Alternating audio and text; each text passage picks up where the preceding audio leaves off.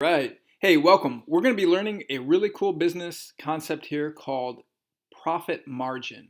Let me ask you this. Which product should I sell? Should I sell this beautiful piece of clothing?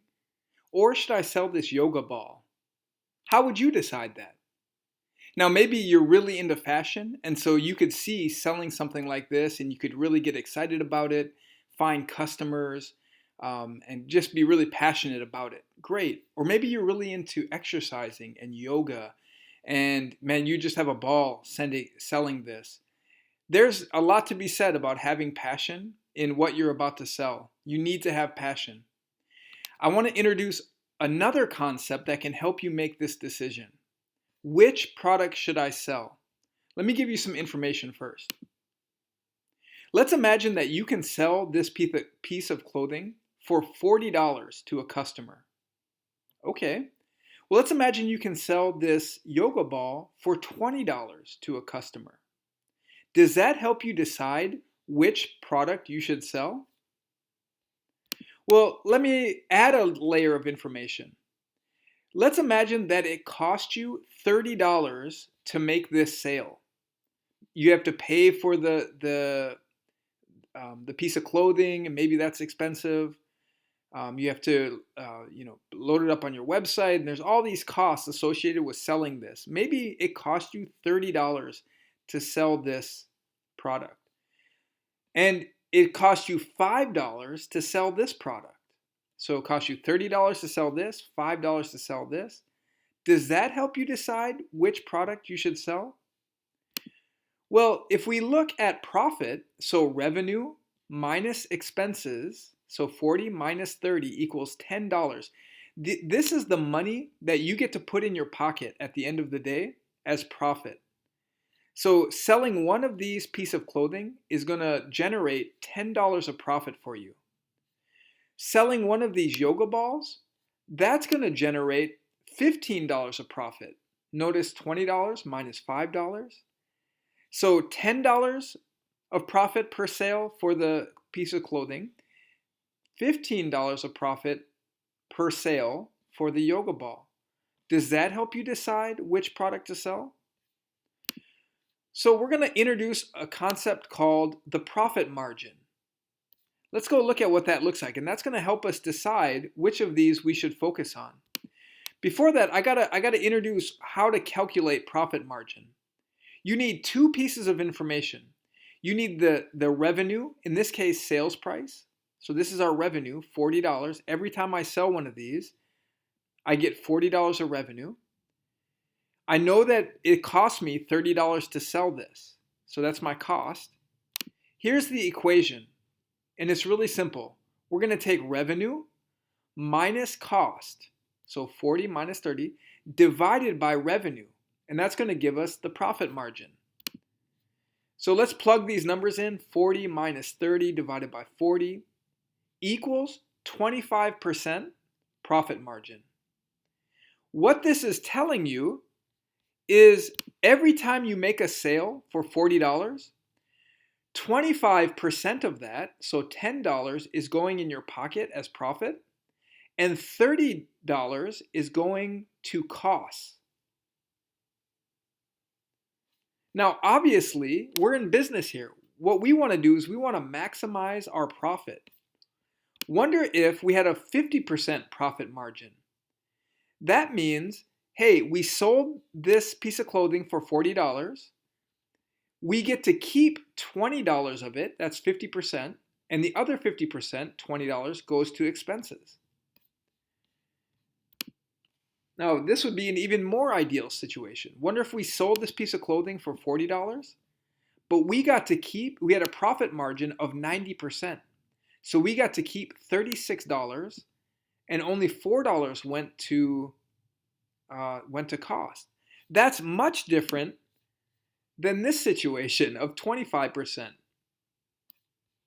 So let's come back here.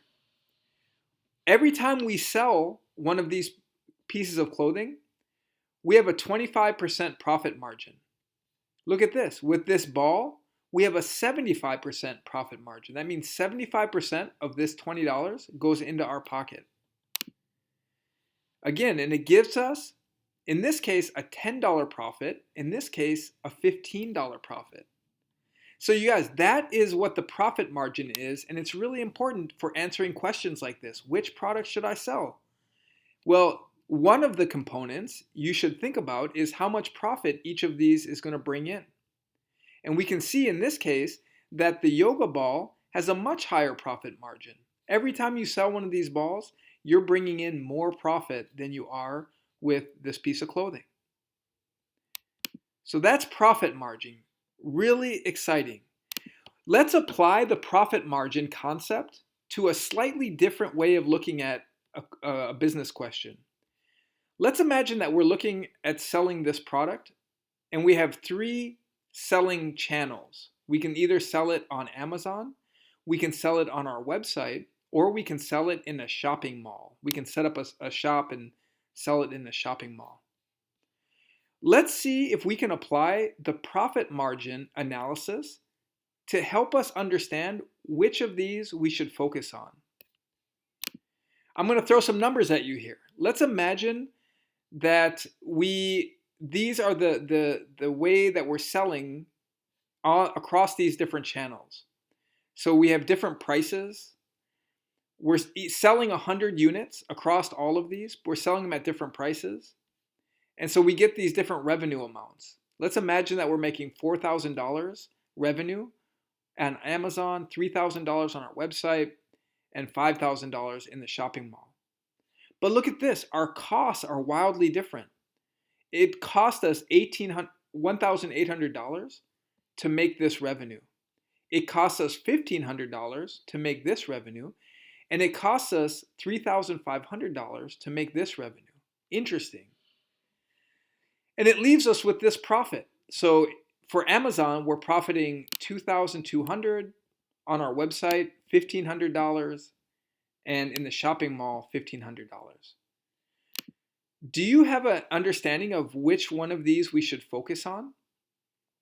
In other words, which one of these gets us the highest profit margin?